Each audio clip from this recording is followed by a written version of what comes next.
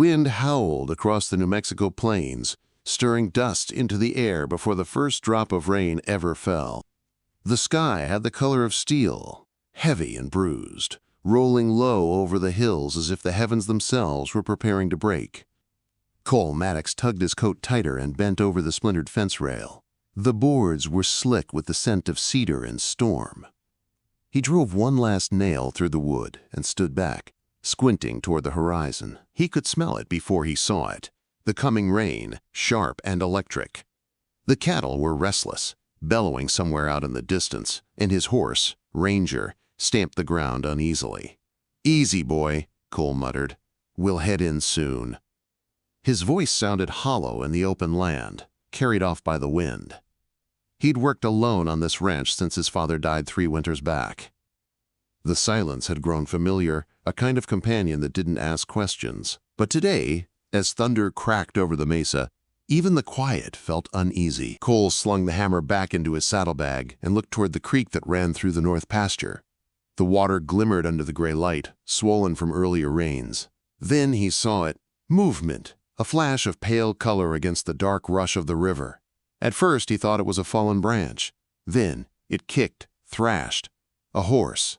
Hell! Cole swung into the saddle. Before the thought was finished, Ranger leapt forward, hooves tearing through the mud as the first streaks of rain fell from the sky. The wind turned fierce, slapping his hat sideways. The river's roar grew louder, wild and desperate. When he reached the bank, the sight froze him for a heartbeat. The horse was tangled in debris, half submerged, eyes rolling white. And clinging to its saddle was a woman, her dress torn, hair plastered to her face, fingers slipping with every surge of water. She was barely conscious. Cole didn't hesitate. He spurred Ranger into the current, the cold water biting through his boots. He reached the drowning horse, grabbed the reins, and with one hand caught the woman around the waist. Her body was limp and heavy with water. He dragged her free, pulling her up onto Ranger's saddle in front of him. The river fought him every step, but he gritted his teeth and pressed on until the horse found firm ground on the opposite bank. For a moment, everything went still. The only sound was the hiss of rain and the woman's shallow breathing.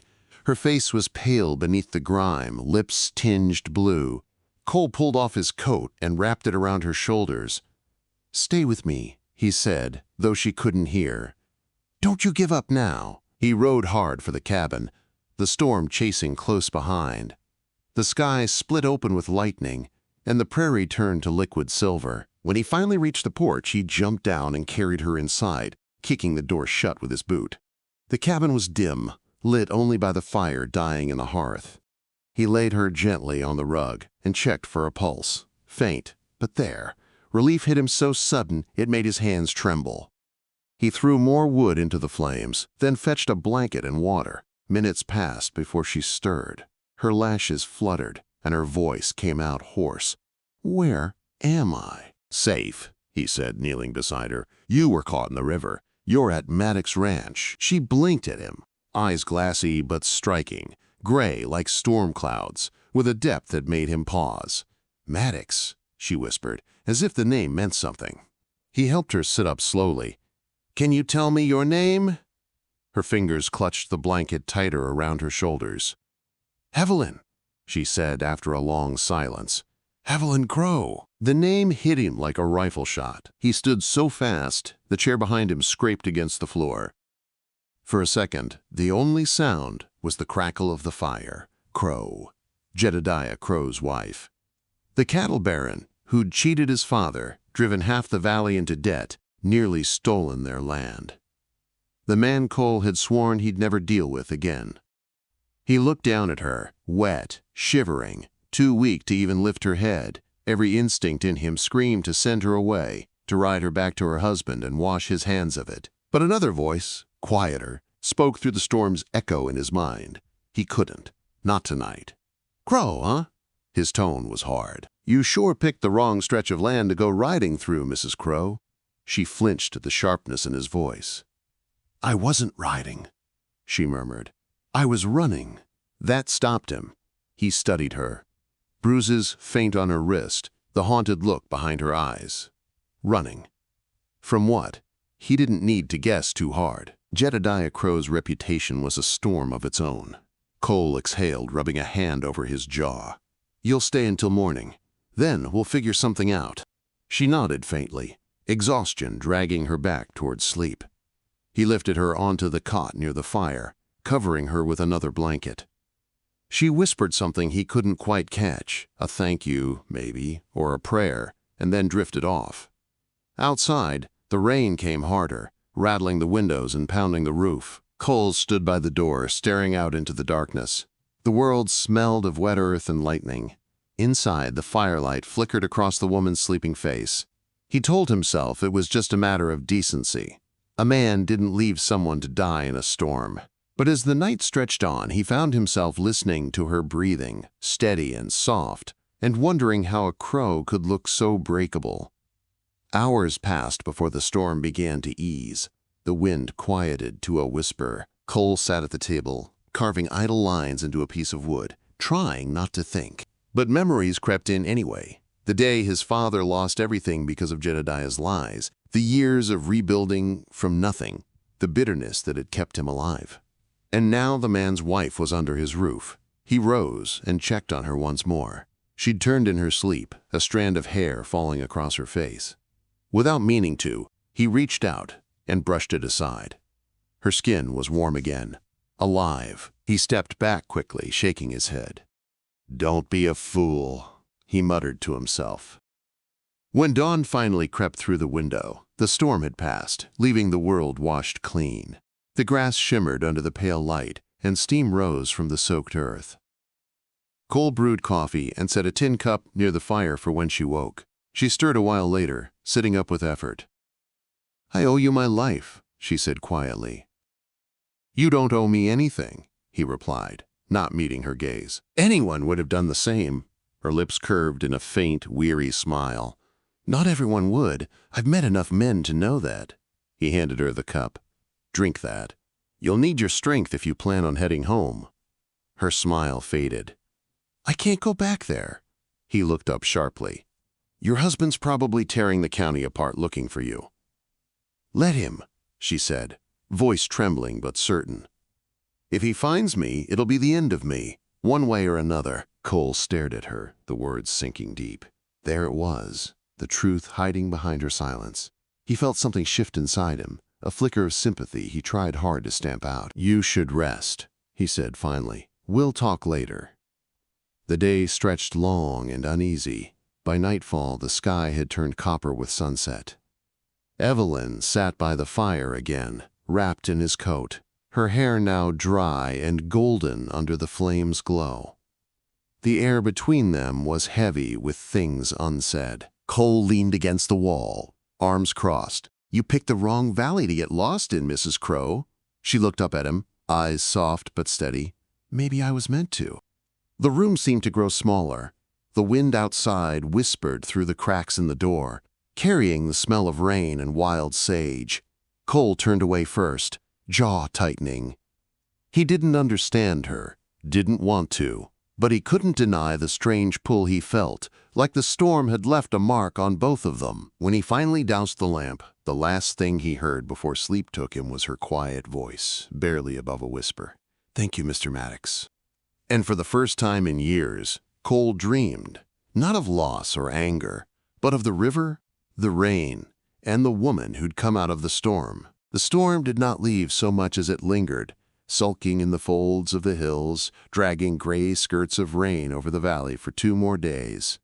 It softened the roads into ruts and swales, turned the creek to a slow brown vein, and kept the town a distant thought behind a curtain of mist. Cole stacked wood by the door and raked the mud from the threshold in quiet strokes that gave his hands something to do while his mind chased itself in circles. Inside, the fire held steady, and Evelyn Crowe slept, waking only to sip broth or stare at the flames as if they were telling her secrets. On the second morning, the rain eased to a fine silver drizzle that kissed everything it touched. Cole stepped out to check the herd and found the air cool and clean, full of sage and wet dust. He breathed it in, rested a hand on Ranger's neck, and told himself to keep to the work. He had always trusted the work. Work got a man through winters and droughts and funerals. Work did not ask what a woman with a Crowe name was doing under his roof. Work did not look back. When he came inside, she was sitting upright, hair combed back and braided with the patient care that told him she had learned long ago to fix herself before anyone else would. She had pulled one of his flannel shirts over her dress because the fabric was torn at the shoulder. It hung loose on her frame. The sleeves swallowed her hands. She looked almost like a ghost that had borrowed a body to warm itself by the fire. "You should be resting," he said, setting his hat on the peg. She gave a small smile, the kind you give when someone states the obvious but you appreciate that they noticed. "Resting turns thoughts loud," she answered. Her voice held more strength now, deeper color. "Is there something I can do? I won't sit and watch you labor in your own home." He hesitated. Pride twitched like a horsefly. Habit, too. He had learned to do every task with 2 hands and silence. But the house felt different with another heartbeat in it, and he could not pretend otherwise. "There's beans to sort if you're set on it, and biscuits to mix. I've been meaning to fix that loose hinge on the back door. The wind rattles it something fierce." "I can handle beans and biscuits," she said, already looking for a bowl. "I'll try not to ruin your kitchen." "It ain't precious," he said. "If it was, life would have ruined it years ago." She laughed softly, and the sound surprised them both.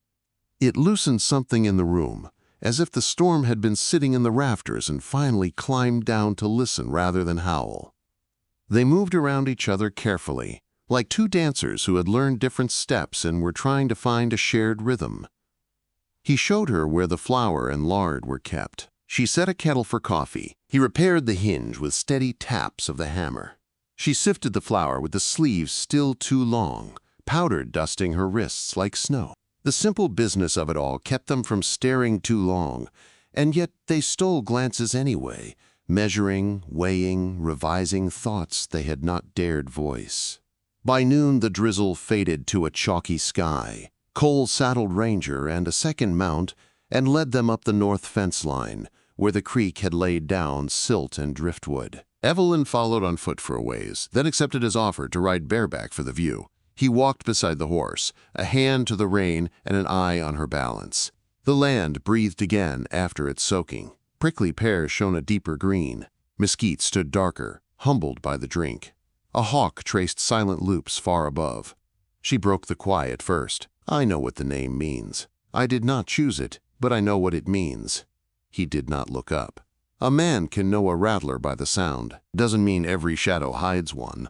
"My husband is not a shadow," she said. "He takes up space. He demands all the air in a room." A pause, then, quieter. "But I am not him." The words landed with a simple weight, like a stone set down rather than thrown.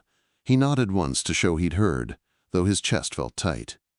The creek gurgled over a snag, and a pair of doves startled from a muley bush, wing beats soft as breath.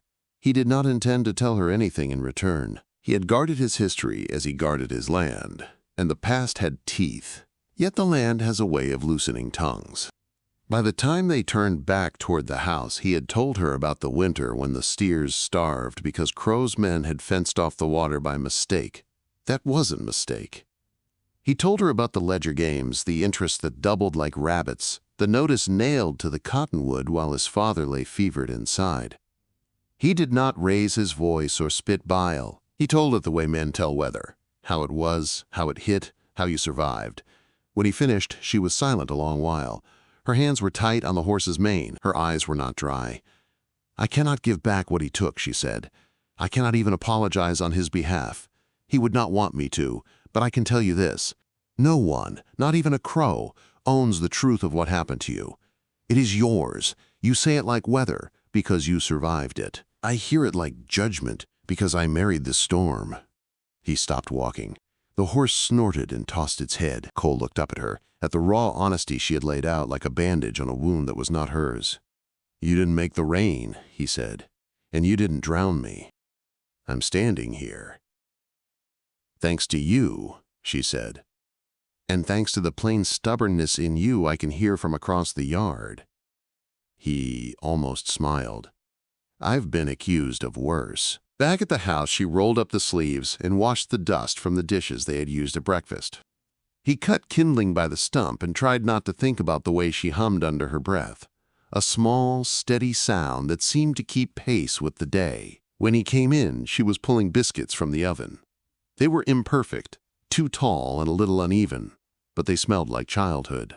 He broke one open with his hands, steam curling into the air, and buttered it without ceremony. The first bite took him across a decade to a kitchen where his mother laughed and scolded in the same breath.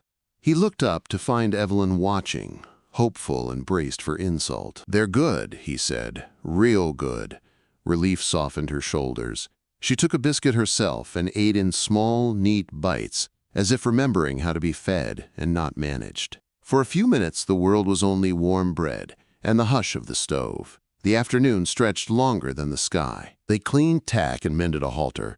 She threaded a needle with careful precision, and he held the leather steady. Each time their fingers brushed, they both went still for a heartbeat, then pretended the pause was because of the work. He noticed a bruise on the tender inside of her forearm when the sleeve slid back. It was fading to the yellow of old fruit. He did not ask. She did not offer.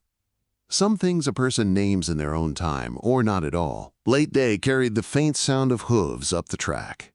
Cole stepped onto the porch, wiping his hands on a rag, and saw smoke-dark clouds returning to the far ridge. But the noise wasn't thunder. It was riders. 2 men in slickers splattered with mud, heading toward the river crossing. They slowed when they spotted the horses at his hitch and the light in his windows. One raised a hand in a casual wave that was mostly a measure. Cole tipped his hat without warmth and watched them pass. When he turned, Evelyn was in the doorway. She didn't ask who they were. She knew, the way a deer knows the snap of a twig that isn't wind. "You're safe here," Cole said. He meant it as a statement of fact, the way a man might say the roof doesn't leak. It sounded like a vow, which surprised him. "I know," she said, and he believed that she did. Evening came on with a sharpening of edges. The mud in the yard turned to dark slate. Coyotes talked to one another across the draws. Cole lit the lamp and checked the latch on the door because habit was part of safety. He set his rifle by the jamb. Evelyn gathered her courage like a shawl and asked if he had paper and pencil. He pointed her to a drawer. She wrote a few lines, folded the paper, stared at it as if it might bruise her, then slipped it into the pocket of the borrowed shirt. He did not ask to whom she wrote. A woman who has run learns to leave quiet messages in the world. Sometimes they are letters, sometimes footprints, sometimes the way a chair is angled in a room. When he burned the day's trash in the stove, a memory rose with the sparks. The last conversation with his father in that same room. The old man's voice thin as muslin, the words that cut clean. Don't fight a man whose only language is winning. He'll keep you speaking it until you forget your own. Keep to your land, keep your word, keep your temper if you can. Cole kept to all three until the day he dragged a Crow woman from a drowning river. Now he tried to keep to a fourth thing he did not yet know how to name. After supper, she reached for the wash basin and his hands moved at the same time. Their fingers collided. She drew back fast, startled. He held still, palms open, not touching. The moment hung between them like a lantern. It lit everything. It also told them not to be fools. He stepped away first. "I should check the stock," he said. "I'll sweep," she answered, the words too brisk, as if manners could rake smooth the place their hands had met. Night slipped in like ink. He took the lantern to the barn and found the animals settled, bellies full, eyes placid. The comforting smells of hay and warm hide steadied him. When he returned, she was on the porch with his coat about her shoulders, looking up at a sky scoured clean of rain. The moon sat like a coin above the cottonwoods. The world glistened with the last damp breath of the storm. "It's the first night I felt the sky was big enough to hold me," she said, not turning. "Not squeeze me, not press me flat." He leaned against the post. "Sky's never small. People are. They try to pull it down to fit their reach. Never works. Sky wins." She laughed, and the sound came easier than before. "You make it sound like you're fond of it." "I am," he said. It minds its business and lets a man do the same. You don't ask much of life, do you? Enough to keep the cattle moving and the water clean, he said. And enough to know when someone needs a roof on their head, even if their last name is wrong. Silence gathered again, but it wasn't cold. They stood while the night listened to them not talking. After a while she spoke, the words low and firm, like a nail tapped in straight. When I was 12, my father told me to stop singing at the table. He said sound travels farther than a woman's freedom. I learned to fold myself quiet. It seemed wise. Then the quiet grew a skin and a spine, and I wore it. Tonight I forgot to wear it for a while. Does it feel wrong? He asked. Or just new? New is a kind of wrong until it becomes a kind of right, she said. I don't know which this is yet. He turned his head to look at her fully. Moonlight silvered the curve of her cheek, the dark of her eyes. In the soft light he could see the woman she might have been if fear had not been her first teacher. The sight made him angrier than any ledger ever had. He put the anger down gently like a hot tool. You can stay until you know, he said. The words surprised him.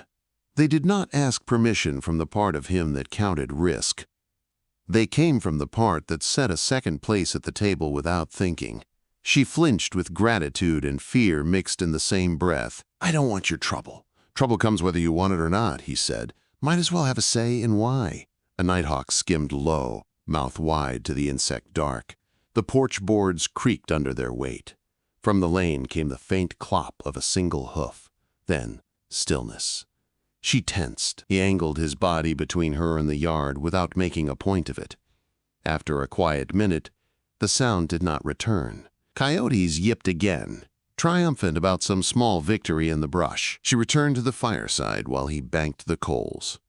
He poured 2 tin cups of coffee as if the hour were earlier than it was. She cupped hers in both hands and held it near her face, not drinking, just warming. The lamplight painted gold in her eyes. Mr. Maddox, she said, if I bring danger to your door, it will not be because I lied. I will not lie to you. Cole, he said, if you're under my roof, call me Cole. She nodded once. Then you must call me Evelyn. He repeated the name under his breath as if testing the fit of a new bridle. It settled on his tongue like something he had said before and meant. Later, when the fire ran low and the house cooled to a hush, she washed a cut along his palm. He had not even noticed he'd taken repairing that back door hinge. He started to pull away out of old habit. She did not let him. Her fingers were sure and gentle. She dabbed the wound clean, wrapped it with a strip torn from the lining of her ruined dress, and tied the ends with the precision of someone who has mended many things that wanted to come apart. You don't have to, he said, voice roughened by the nearness of her. I know, she answered. Let me anyway. He watched her hands. He watched the crease at the corner of her mouth that deepened when she concentrated. He watched the small nick on her knuckle that no one else would notice, and wondered who or what had made it. The heat in his chest was not the fire. He sat very still until she finished and let his hand go. There, she said.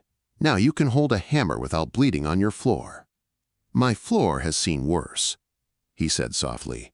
I imagine it has, she replied, and the gentleness in her voice made him look away. They said goodnight in that awkward, careful way of strangers who have carried each other's lives for a minute and don't yet know where to set them down. He took the chair by the door with his rifle within reach. She lay on the cot with his coat over the blankets because the scent of leather and cedar made the room feel less like it might vanish if she closed her eyes. He drifted in and out, waking at every small sound, training instinct to match the shape of a new reality. In the softest hour before dawn, rain began again.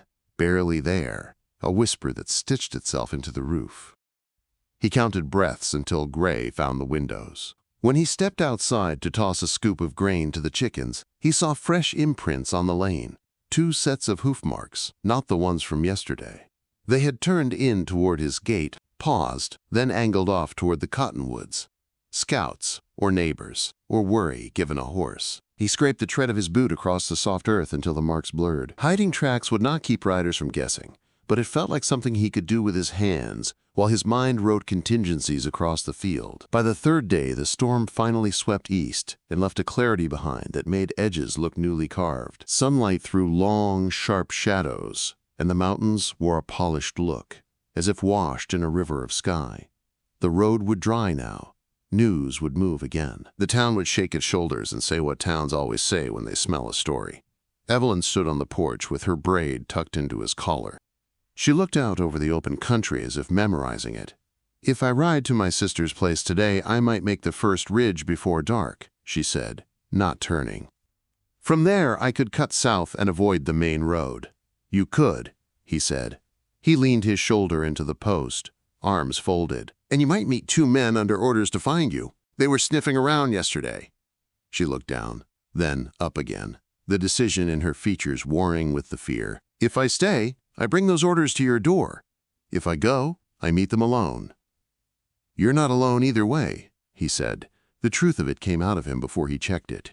He did not pull it back.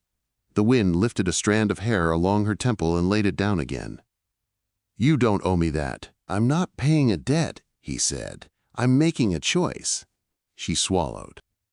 For a heartbeat, her face looked unarmored, the way a landscape looks after a fire has moved through, and you can see the lay of the land without the brush. "It feels like stealing each time kindness finds me," she said, "as if I took something I did not earn."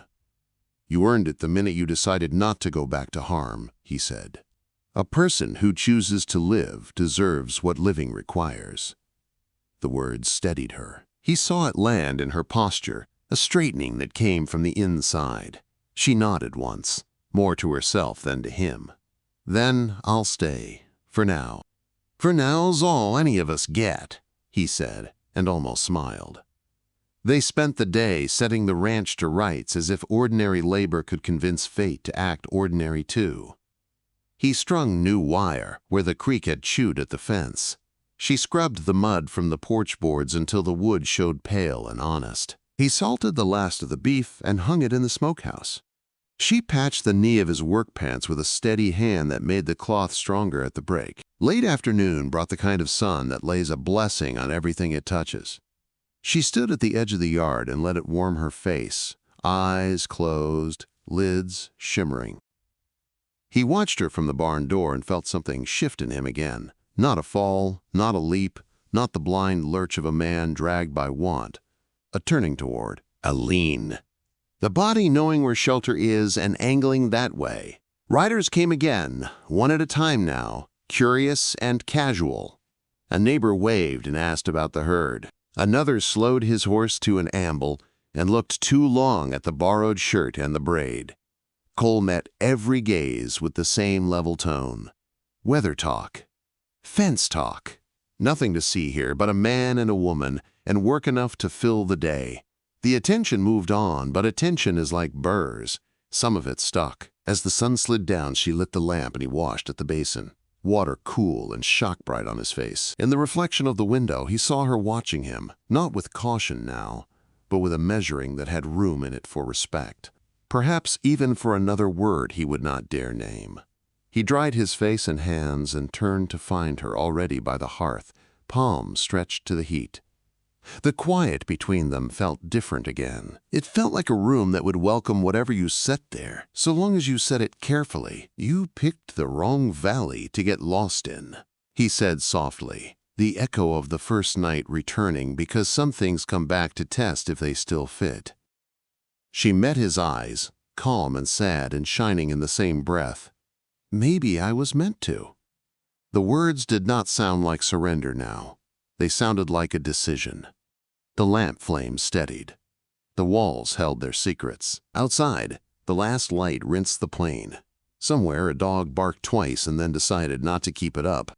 He stepped closer to the hearth and put his bandaged hand out to the warmth. She did not move away. Neither did she step nearer. They stood like that for a long time, the distance between them a careful, holy measure. When at last he spoke, his voice came from the place that keeps a man honest even when it costs him sleep. "If Jedediah Crowe rides up that lane, I won't hand you over. I won't hide you either. I'll stand beside you. You can speak for yourself under my roof." She closed her eyes for a moment. When she opened them, they were wet. "Then let me say it now, in case the night forgets it. My name is Evelyn. I am not a possession. I am not a ledger item. I am not a crow in the way that word means harm. I am a woman standing in a good man's home, asking the sky to leave me whole." He nodded, throat tight. "Then that's what will keep you," he said, and the promise slid into the timbers like oil, quiet and binding. Rain had become memory again. Wind moved around the corners of the house with a cat's softness. He banked the coals. She smoothed the blanket. At the door he paused, hand on the rifle that had spent so many nights being the only sure thing between him and loss. He rested it back into the corner with something like gratitude. Then he took the chair, and she lay down, and the house breathed with them. Sometime near midnight, hooves rattled once on the far road, then receded. He did not rise. He had already decided the shape of his standing. When sleep took him, it did not drag. It laid a hand on his shoulder and led him into a place where a river ran quiet, where a woman's laugh was small and true, where a valley waited, holding its breath for morning. By the time the next week rolled through the valley, the gossip had grown legs. It started with the riders who had passed Maddox Ranch and carried the sight of a woman on the porch like a spark through dry brush. By the time it reached town, it had turned into fire. The Crow woman, they said, was hiding out with Cole Maddox. Some said he'd kidnapped her. Others swore she had run to him for love. Either way, tongues wagged faster than spurs on Sunday. Cole heard the whispers long before they reached his gate. He could feel them in the way the mail rider looked away, in the silence that fell when he walked into the feed store, in the measured tone of Sheriff Dugan when he rode out to check the fences. The sheriff tied his horse slow, climbed the porch steps, and tipped his hat toward the woman inside before facing Cole. "Morning, Cole," Dugan said. "Heard there's company under your roof." Cole leaned against the post, arms crossed. "Seems everyone's heard that." "Words drifted to Jedediah Crowe," Dugan said carefully. "He sent 2 men ahead to ask questions in town. They weren't polite about it." Cole's jaw tightened. "She's safe here." "I'm not saying she isn't," the sheriff replied, "but the man's got legal claim to her name. That gives him cause. You keep her here, and it turns the feud from cold to burning."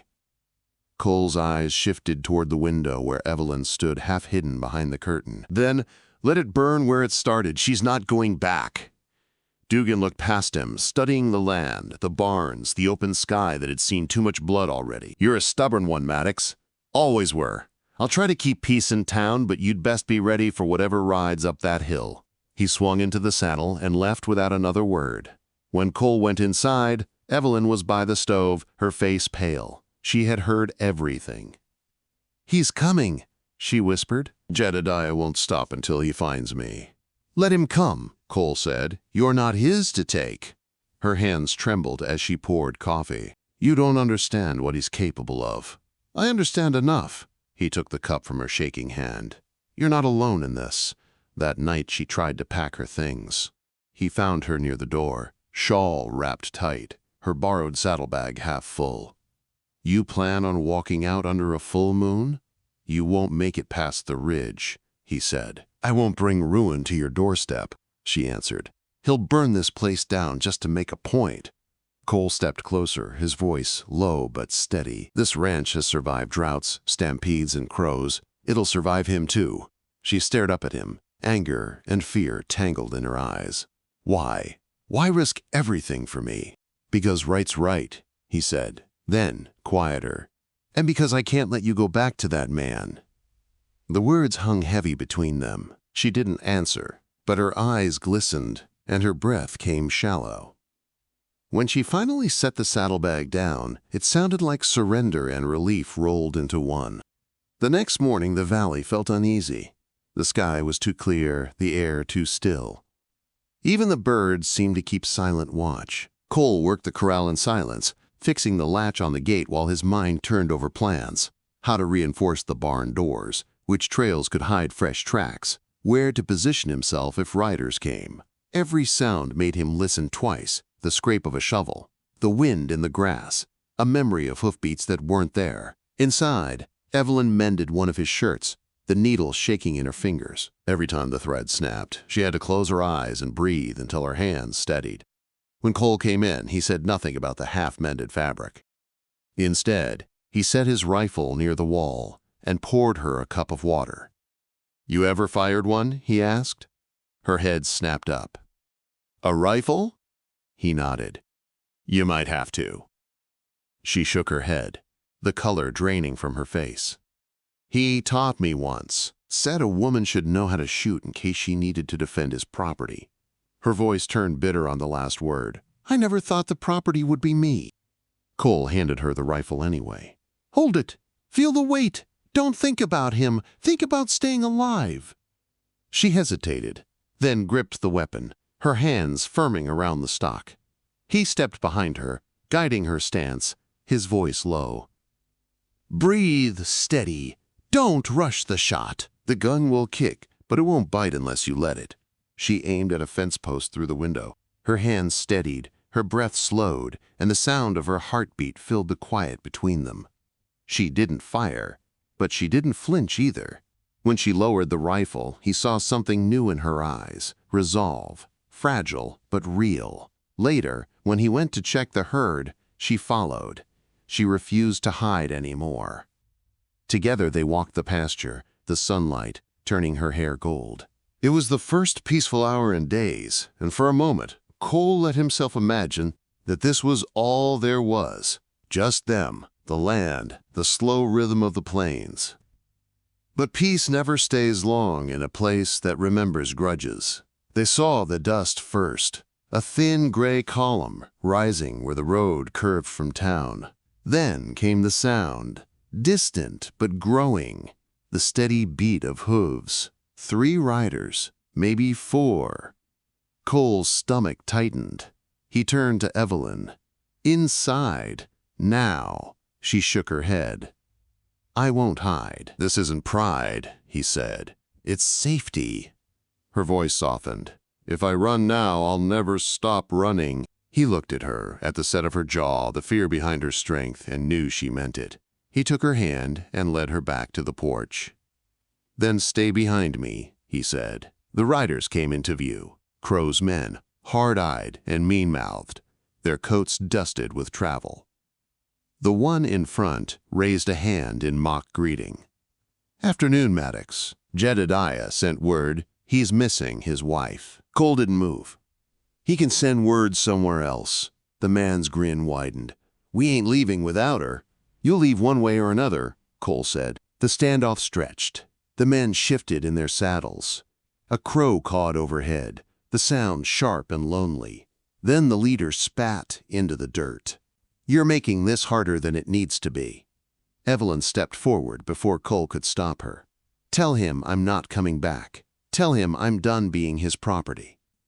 The men exchanged glances. One of them laughed. "You got a lot of nerve, lady. He's paying good money to see you home." Cole's temper flared. "You take one step closer, and you'll find out what your money's worth." The man's hand hovered near his holster. The air turned heavy, but before the first move could break, Sheriff Dugan's voice cut through the tension. "That's enough." He rode in from the trail, rifle across his lap. "Crow's not the law in this valley," he said. "You've delivered your message. Now ride back." The men cursed under their breath but didn't test him. They turned their horses and galloped off, dust swirling behind them. When they disappeared over the ridge, Cole let out a long breath he hadn't realized he'd been holding. Dugan dismounted and looked between the two of them. "That won't be the last of it," he said. "Crow's pride won't let it rest." "I know," Cole said. The sheriff nodded. "Then you'd better decide what you're willing to lose to keep her here." When Dugan left, silence filled the yard. Evelyn's hands were shaking, though she tried to hide it. Cole reached out, brushing the back of her hand with his thumb. "You did good," he said. "You stood your ground." Her eyes met his. "It's easier when you're beside me." He didn't answer, but something in his chest softened. He saw the exhaustion in her, the faint hope, the line of her throat when she swallowed down tears she refused to let fall. Without thinking, he lifted her chin and met her gaze. "You're safe here," he said again, and this time the word sounded like a promise carved into wood. The days that followed blurred into long hours of waiting. He repaired fences and checked the roads. She helped mend tack, cooked, and fed the stock, doing what she could to keep busy. But both of them knew that Crowe's silence was not peace. It was the pause before a storm. At night, they sat by the fire, the air thick with unspoken thoughts. Sometimes their hands brushed when one passed a cup or a piece of bread, and both pretended not to notice. Yet each touch lingered longer in memory than it should have. One evening, she asked about his family. He told her about his father's hands, rough as bark, but gentle with horses. About his mother's singing, how she used to hum while she sewed by lantern light. She smiled softly. "You talk about them like they're still here. In some ways they are," he said. "Every time the wind hits the house from the west, I hear my father cursing the gaps he never fixed." That made her laugh, a sound warm and fragile. "Then maybe he's still watching over you. Maybe," he said, "or maybe he sent that storm to bring you here." She looked into the fire. "If he did, I owe him more than I can ever say." He didn't reply, but his heart answered in silence. When the next dawn came, the sky burned red, warning of weather and worse. Cole saddled Ranger and rode to the ridge to scout the valley. From the high ground he saw a cluster of riders far off, black against the morning sun. They were too many for a visit, too slow for a chase. Jedediah Crowe was coming himself. He rode back fast, dust kicking up behind him. Evelyn was on the porch, braid loose, eyes wide. "It's him?" she asked. Cole nodded. "By nightfall." She gripped the railing, knuckles white. "Then it ends tonight." He looked at her, this woman who had walked out of a river and into his life, who had every reason to break but hadn't. "It doesn't end," he said. "It changes. That's all." The wind picked up, carrying the smell of rain again, though the sky was dry. The land itself seemed to brace for what was coming. Cole checked his rifle, then set it by the door. He turned to her one last time before stepping outside. "Whatever happens, you stand behind me," he said. Evelyn's voice trembled, but held steady. "No, Cole. Tonight I stand beside you." And as the sun sank behind the mountains, the first shadow of Jedediah Crowe's riders appeared on the horizon. The storm that had started with rain was coming back on horseback. The sun sank behind the western ridge, dragging long fingers of blood-colored light across the plains. The air was too still, too heavy, as if the land itself was holding its breath. Cole stood on the porch of Maddox Ranch, rifle in hand, eyes fixed on the dark line of riders inching closer from the horizon. The dust behind them rose like smoke. The Crows were coming. Evelyn stood beside him, her shawl clutched tight, the wind tugging at loose strands of her hair. She wasn't trembling anymore. Whatever fear had ruled her was gone now, burned away and replaced by something steadier, resolve.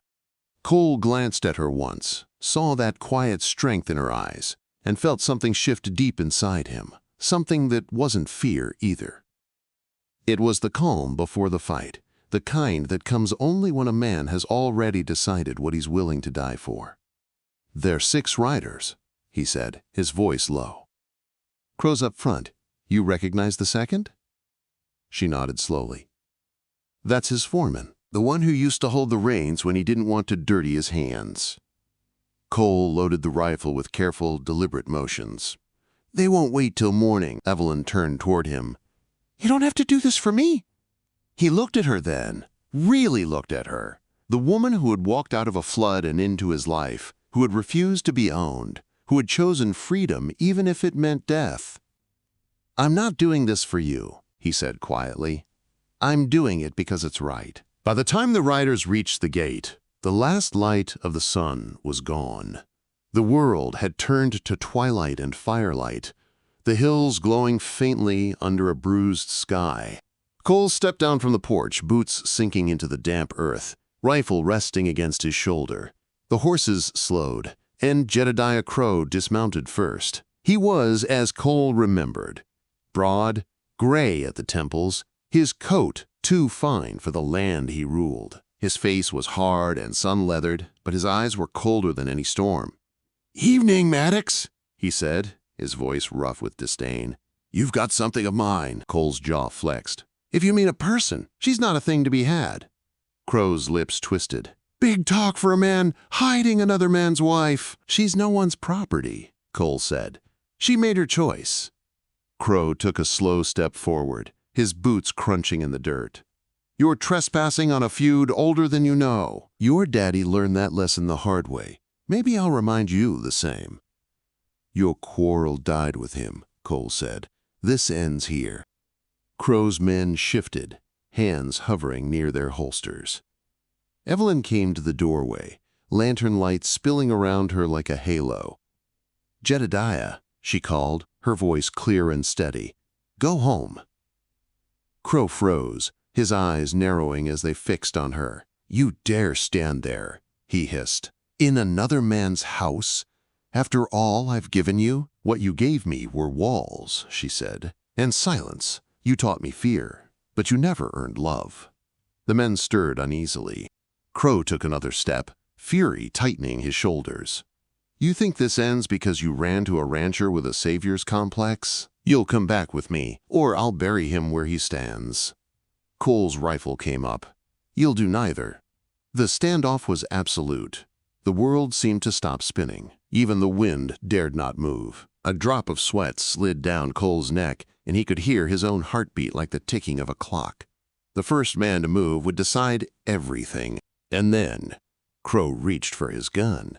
The crack of Cole's rifle split the night like thunder. Crowe's hat flew from his head, the bullet grazing past his ear. His men shouted, scrambling for cover. Cole dropped to one knee behind the fence post, firing again. Bullets tore through the yard, shattering a bucket, biting into the porch beam. Evelyn ducked behind the doorway, hands pressed over her mouth to keep from screaming. The firefight lit the night in flashes of flame. Horses reared and screamed, the air thick with dust and smoke.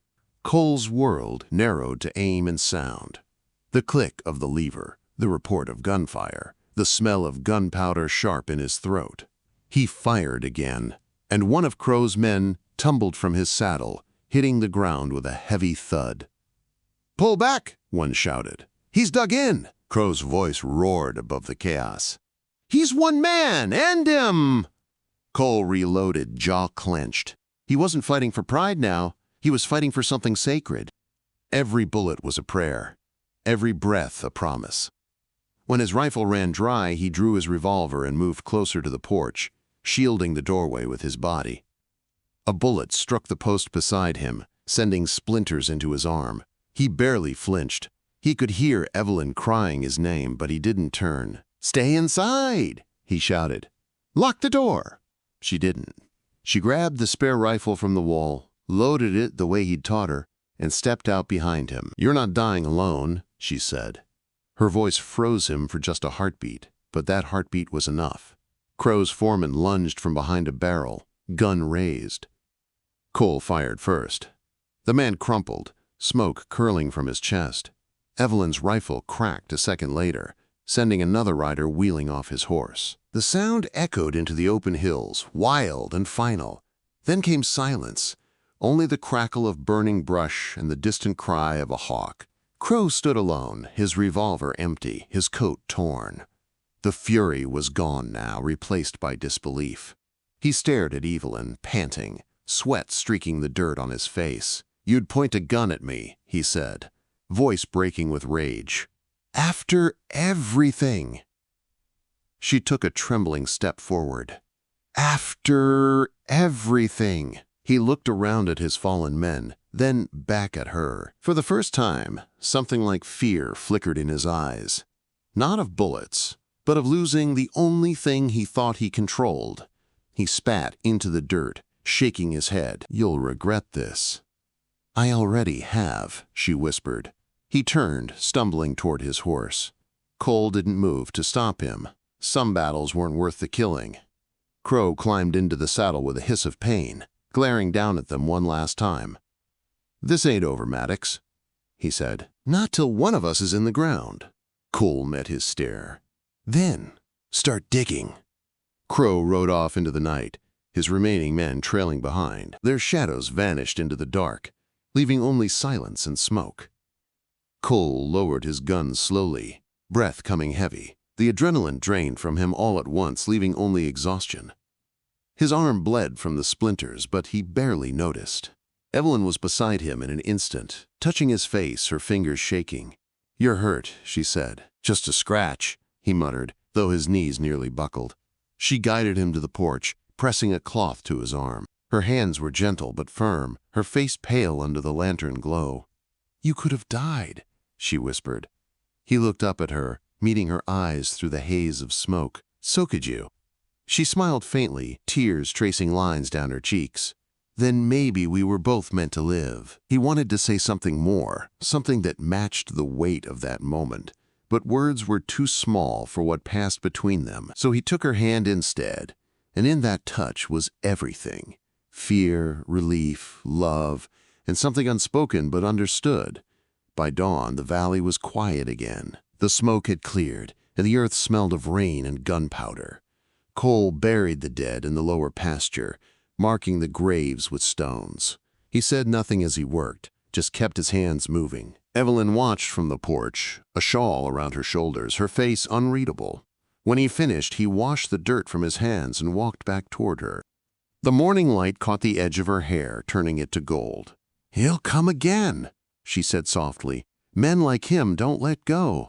"Then we'll be ready," Cole said. She looked at him, really looked at him. The man who had saved her, sheltered her, and nearly died for her. "You're not afraid?" He shook his head. "Not anymore. Fear only wins when you let it." She reached for his hand, hesitated, then held it anyway. "Then let's not let it." The wind stirred the tall grass, whispering through the open field. Somewhere, a lark began to sing. Cole watched the horizon, where the storm had once come and gone, and felt the weight of the moment settle deep in his chest. He didn't know what tomorrow would bring. Maybe peace, maybe more blood. But for now, there was light. There was her. He turned toward her, his voice barely above a whisper. "Evelyn." She met his gaze, and the world seemed to still again, the way it had that first night by the fire. "Yes, Cole?" He took a slow breath. "You're free now." She smiled through tears. "So are you." The sun rose over the ridge then, pouring gold across the valley. The ranch glowed in its light, every fence post and roof beam shining like it had been remade. The scars of the night remained, but they were no longer wounds. They were proof. Proof that even in a land ruled by blood and pride, love could stand its ground. Inside the house, the fire crackled softly. The air smelled of smoke and bread. And for the first time in years, Cole Maddox felt like home wasn't a place, but a person. Morning slid across the valley like a soft hand smoothing wrinkled cloth, gentle where the night had been all edges. The yard still bore the marks of gunfire. Splintered wood at the porch post, a bucket punched clean through, a churned crescent where a horse had wheeled and fled. Cole walked the ground at first light with a slow, measuring step, the way a man reads yesterday in the soil to decide what today must be. He touched the risen knot in the rail where a bullet had dug in, and felt the ache of it under his palm as if wood could share pain. Then he looked toward the house and saw Evelyn at the kitchen window, her braid loose, steam rising around her from the kettle. She lifted her eyes and held his with that steady, new kind of courage, and the ache in him changed from wound to wanting.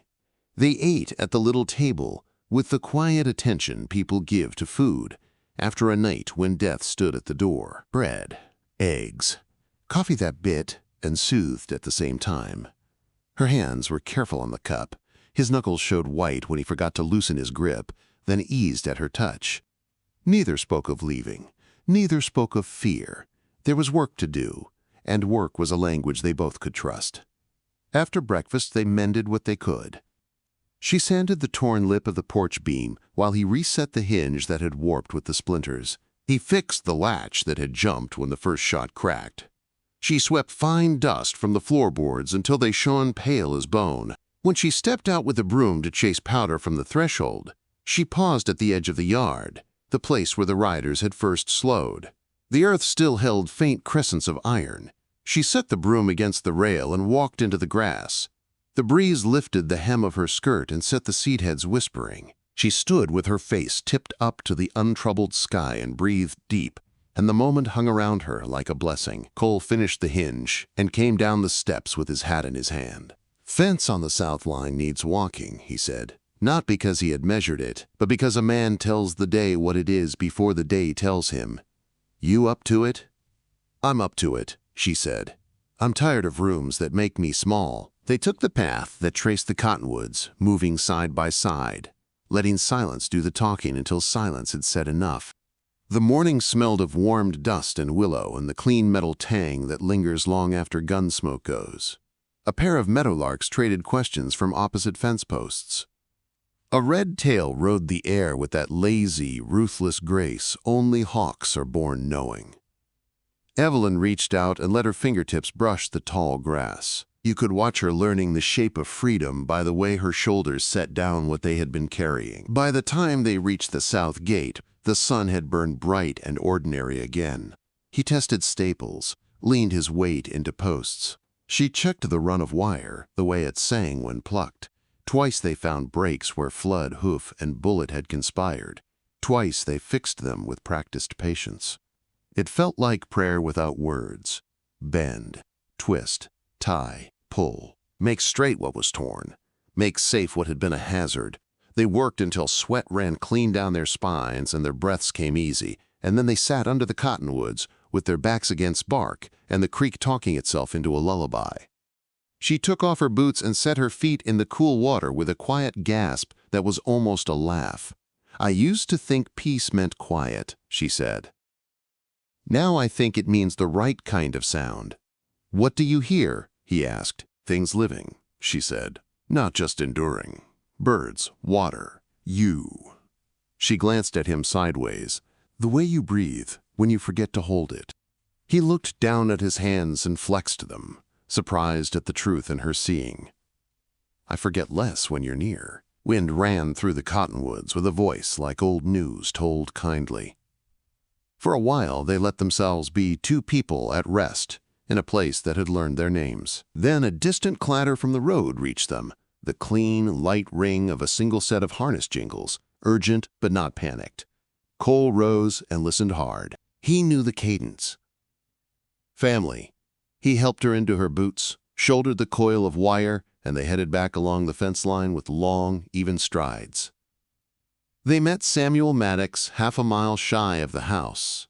He came in on a roan, with white stockings and dust from 3 counties riding his hat brim. Younger by 5 years, broader across the chest, smile ready as always, but it faltered when he took in the splintered rail and the way Cole carried the rifle not as habit, but as memory still hot. He swung down fast and grabbed Cole by the shoulder with a mix of relief and reprimand only a brother can manage. "Heard in town you were trading bullets with Crowe on your own porch," Samuel said. "So I finished my hay on credit to luck and came." "You finished your hay on credit to me," Cole said dryly. Then the ghost of a grin broke through. They held each other's eyes, and something that had been tense for years eased. Samuel looked past him then and saw Evelyn where she had paused at the corner of the yard, hands at her sides, face open and steady. He straightened, jaw setting the way men do when they meet a story they've only been told in pieces. "Mrs. Crowe," he said carefully. "Evelyn," she answered. "If you can." He tipped his hat. "Evelyn, then. I don't know what rumors you've heard about my family, but I'm hoping you'll judge us by how we behave on our own land." "That's how I've begun to judge everything," she said. Samuel nodded, the corner of his mouth ticking. "Then I brought a fair measure. I came to help mend, not to ask why you needed mending." He put his hand out. She took it. He didn't squeeze hard to prove anything. He just made contact like a bridge does, built from both banks toward the middle. They spent the rest of the morning side by side, 2 brothers, 1 woman who had chosen not to run, putting the place back into a shape that said home instead of battlefield. Samuel fetched a new beam from the lumber stack and shouldered it, like a man who trusts his back to remind him he's alive. Evelyn set nails in her palm like tiny silver fish, and handed them up without looking, trusting the rhythm they'd already learned together. Cole climbed the ladder and set the beam with patient precision, and when the hammer struck true and the wood seated, there was a small chorus in all three chests that answered yes. At noon, Samuel finally asked what every muscle in him had been saying since he rode in. "You expect he'll ride again soon?" "He will," Cole said, "but not today. Pride limps when it's been shamed. He'll gather it up and come back heavy." Samuel blew out a breath and looked to the blue hills. "Then we use the day he's given us, even if he didn't mean to." His gaze returned to Evelyn. "You staying, ma'am?" "I'm not leaving this roof because another man's anger might come to claim it," she said. "I'm done leaving." Samuel flicked his eyes to Cole, read the sentence between them, and nodded like a man who has been waiting for a particular fence to finally be strung. "All right, then," he said softly. "All right." In the afternoon, the sheriff rode back with two townsmen who carried the kind of tools you bring when you plan to stand between trouble and someone who deserves peace: shovels, hammers, a coil of fresh wire, an arm full of stories to lay over silence. Dugan took off his hat in the yard and scanned the repairs, the new beam, the way the porch gleamed where it had been planed smooth. His eyes rested on Evelyn and did not look away quickly as men used to power sometimes do when faced with a woman's clear gaze. "Far as the town's concerned," he said, "you've broken no law by sheltering a guest who asks for it. A marriage is not a prison. A valley's not a crown." Crowe won't like the sound of either sentence, but the law can learn new words. "The law learns slow," Cole said. "Then I reckon we repeat ourselves until it sticks," Dugan replied. The men set to work where Samuel pointed. They raised a new corner on the corral that had sagged for months, because no day had ever seemed right for spending the time. They reinforced the barn doors with cross-bracing that could take a kick. They dug a shallow trench by the porch where rain and hoof had carved a rut likely to twist an ankle at the worst moment. The work made talk safe. Men said things while sweating that they would not risk over cards. News traveled in their pockets. The town had divided itself down the middle, as towns will do when a story asks them which kind of person they are. Some said Crowe had a right and would take it. Others said a right that breaks a woman is wrong by definition, and wished to be counted as people who would not be silent next time. The sheriff said the church doors would be open on Sunday if folks needed reminding what vows were meant for, and what they were never meant to excuse. Evelyn moved among them like a soft force, handing water, threading rope ends, tying knots with a competence that made men forget to be gallant. When she laughed at the blacksmith's joke about nails always finding thumbs, the men smiled like the sun had returned twice. When she took a moment to sit on the porch step and rub at the ache in her forearm, Cole crossed the yard without realizing he had decided to, and knelt beside her. "You all right?" he asked. "Muscles learning a new kind of work," she said. "Pain that leads somewhere instead of circles." He touched just above the fading bruise, and then withdrew his hand, not because he doubted permission, but because reverence sits better a breath away. "If you tire, say so." "I will not pretend strength," she said, "but I won't pretend weakness either."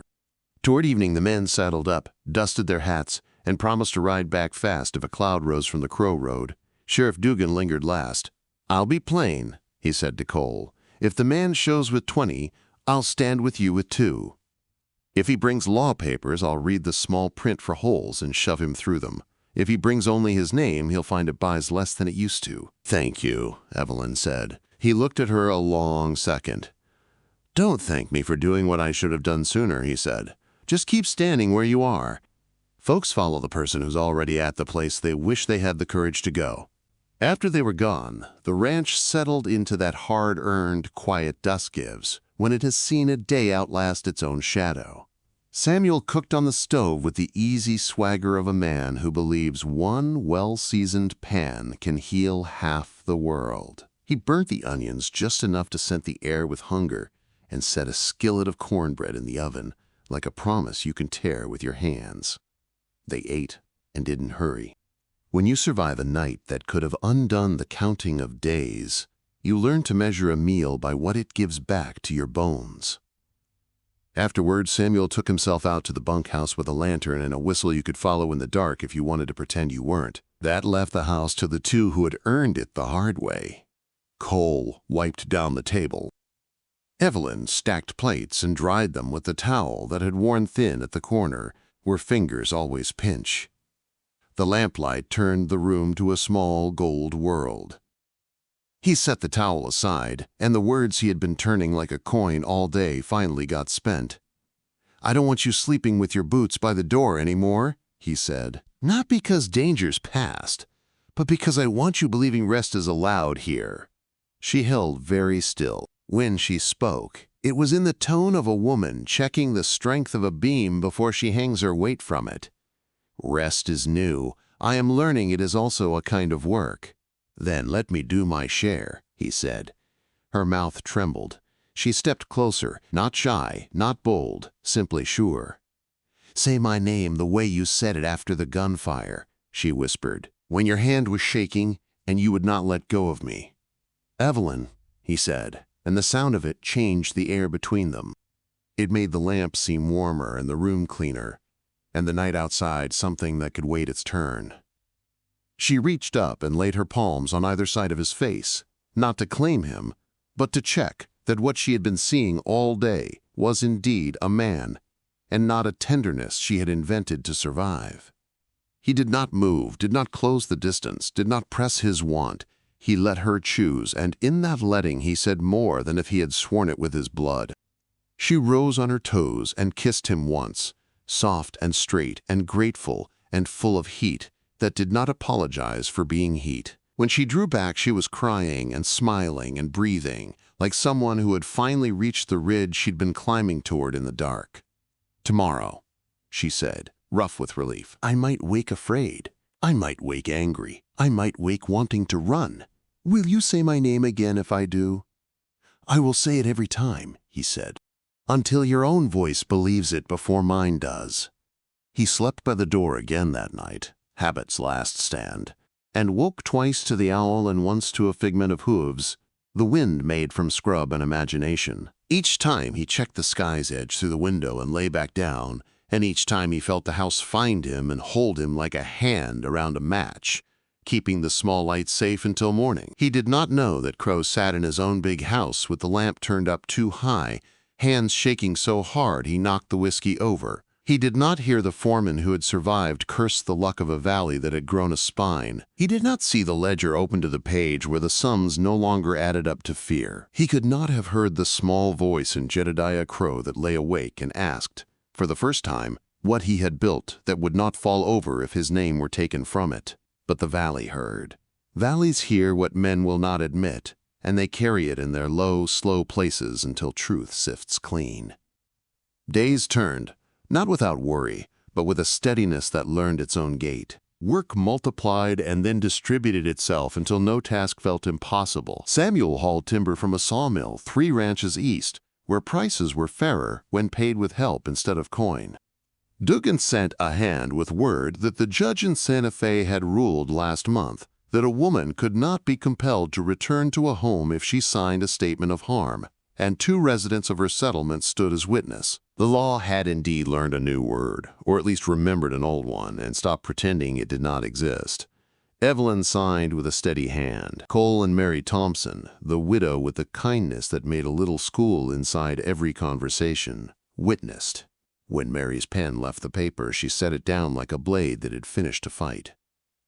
"You'll have women at your gate," Mary told Evelyn with a level look. "Not all of them fleeing, some just wanting to see what it looks like when someone stays. I'll bring biscuits. You bring your story. Between the 2 of us, we'll feed them right." "They will not be turned away," Evelyn said. "Not for names, not for fear, not for needing to put down a weight." The first knock came 3 mornings later. A girl with a scar at her hairline brought her little brother to ask if they might fill their canteen at the pump. They left with full water, a heel of bread, and the knowledge that a porch could be a place where you are looked at as if you exist. The second knock wore a doctor's black coat and stiff discomfort. Word carried, papers checked, harm weighed, and named with official ink. He left with what he'd come for, the realization that the valley would be watching him watch her. The third came at dusk with a note tied to a twig. No name, just a line. If he comes, I will not follow. Evelyn set it in the drawer where letters that are prayers go. Air softened. Grass climbed. Calves found their legs. The ranch shed its posture of flinch and learned to stand again in the posture of useful men and women who rise early, because dawn is worth meeting halfway. Laughter began to happen in the house, not by accident, but as part of the day's undertakings. Cole felt his jaw unclench at odd moments and would check with a thumb to see if it was true. He found it was. Sometimes he would catch Evelyn humming, the simplest tune, 3 notes and back again, and know without asking that the sound had come to her because fear had finally moved out of the room where melody sleeps. One late afternoon, with summer leaning its warm elbow on the windowsill, they walked the north pasture to check the far gate. The cottonwoods there carried the memory of the night he had dug graves, but the light through their leaves spoke a different verse now. Evelyn paused beneath the largest tree and touched the bark with her palm. "I thought the best I could hope for was to become invisible," she said. "I thought safety meant smallness. I was wrong." "What's it mean now?" he asked. "To take up exactly the space my life requires," she said. "No more, no less. To ask the day to meet me at my full height." He reached for her hand and did not let go. "Then I'll meet you there," he said. Every morning. They stood like that long enough for the shadow of the tree to change shape. When they turned for home, clouds were gathering thin as veil on the far ridge, the kind of rain that blesses instead of breaks. Behind them, the hawk that had circled their days for weeks settled on the topmost branch and watched them go with the tolerant curiosity of a creature who knows territory when he sees it reclaimed. In town, roomers finished their long walk and sat down to rest. Even the men who liked to spit into the dust and call it judgment found fewer listeners. Some of them turned their talk into something useful. New laws, better neighbors, fewer doors slammed in the face of a woman who says no. Jedediah Crowe rode once more to the edge of the Maddox lane, saw the cross-bracing on the barn doors, the sheriff's horse hitched easy by the cottonwoods, the 2 brothers laughing over a busted stirrup, the woman on the porch writing a letter in her own hand that needed no permission. He tugged at the reins, mouth hard. Pride does not starve. It simply finds a new diet. This time, it chose distance. He turned his horse's head and took the long road north where no one knew his name or owed it fear. Evelyn learned the names of the stars because naming is a kind of owning that doesn't hurt the thing named. Cole learned the sound of his own voice when it wasn't raised to warn or working to bargain with silence. Samuel started carving little toys out of scrap wood and left them on the fence posts, because a valley is better when small good things turn up where you weren't looking. The porch got a new rocking chair. The rose bush she had planted by the steps after the first rain took hold and threw 2 blooms at once, as if announcing itself. They did not mark a wedding with a brass band or a preacher's shout. They marked it with a table set for 2 that became a table set for 3 when Samuel sat down with his big laugh and a jar of peaches, and for 4 when Mary Thompson brought coffee and news. They marked it with a ring that had belonged to Cole's mother, slid onto Evelyn's finger in the quiet of the kitchen while the kettle sang and the door stood open to let the evening in. They marked it by saying each other's names the way you say grace, not because something will be taken if you forget, but because everything is better when you remember.